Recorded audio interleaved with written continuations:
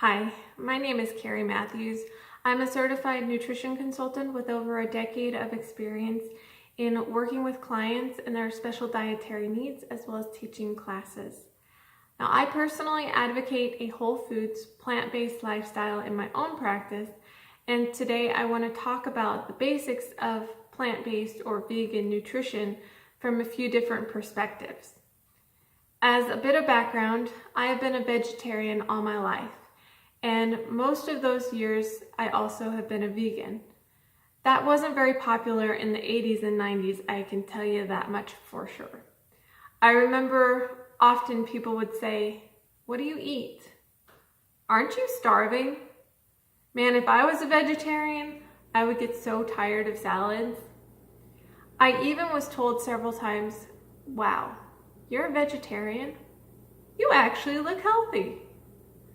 Back then, the stigma made me really self-conscious, and it wasn't until I was older and researched the facts for myself that I was confident to stand up for the way that I lived.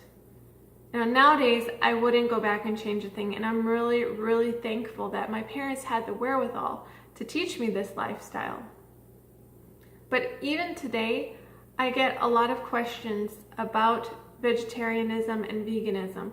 One of the questions is actually, what is the difference between a vegetarian and a vegan? And to briefly answer this question, vegetarians essentially avoid meat products in their diets, whereas vegans try to avoid all animal products.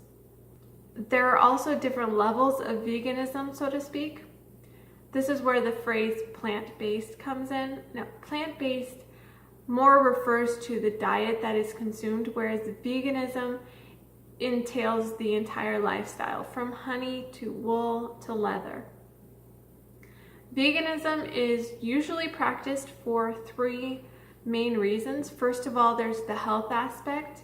There are countless studies, which we won't go into in this video, but countless studies show the benefits on our health, from heart disease to cancer, obesity, diabetes, and many other health issues.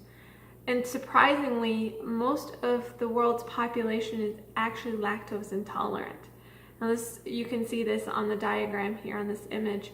The darker bands are the higher levels of lactose intolerance. You can see the majority of those lactose intolerant people are going to be in the third world countries, such as the countries in Africa. However, even in our Western societies of Europe and the Americas, the rate is about 20 to 30% of the population who are lactose intolerant. Now, many people also become vegans because of ethical or environmental reasons. I want to go into that in our next diagram here. If we were to divide all of the Earth's farmland, we would each have about a third of a soccer field to grow our food on. And that's depicted by the red line on this diagram. Now, it's possible to do this on a plant-based diet, but because raising animals takes much more land space than raising plants, you can see that as soon as we start adding meat into our diets, we also start eating into our neighbor's property, so to speak. We may not feel this effect in the more Western societies, but I think it's really important to remember that other people are affected by our life and our food choices. Now, in addition to this, meat production takes much more water than plant production. For example, a pound of beef takes about 1,800 gallons of water to produce, whereas bread comes in at about 240 gallons and a pound of corn at about 170 gallons of water per pound. And that's not even to mention the additional methane gas, which is produced by livestock and is affecting our environment. And we're not going to go into further depth about this here, and I don't want to go into all of the ethical issues of meat and dairy production in this video, but it's definitely something to think about. There are several excellent documentaries out there which you can look up for yourself about the common farming practices of the meat and dairy industries. I, for one, believe that the answer is simply in living a more compassionate lifestyle as much as possible in every area of our life.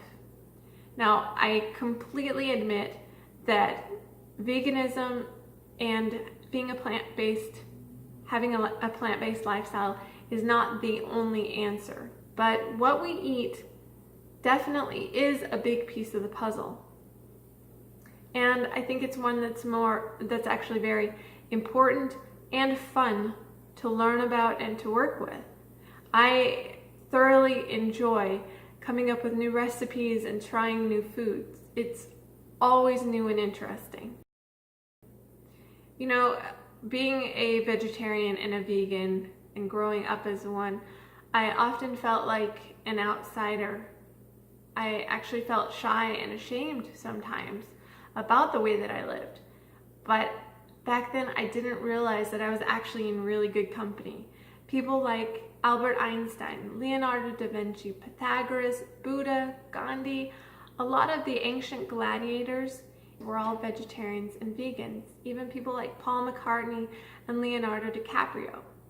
Today, this lifestyle is gaining a lot of momentum and popularity, so why not try it out?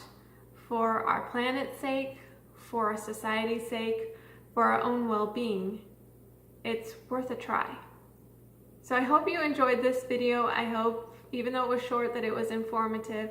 And if you have any nutrition questions or topic suggestions, please let us know, and we're always happy to hear from you. Thanks for watching.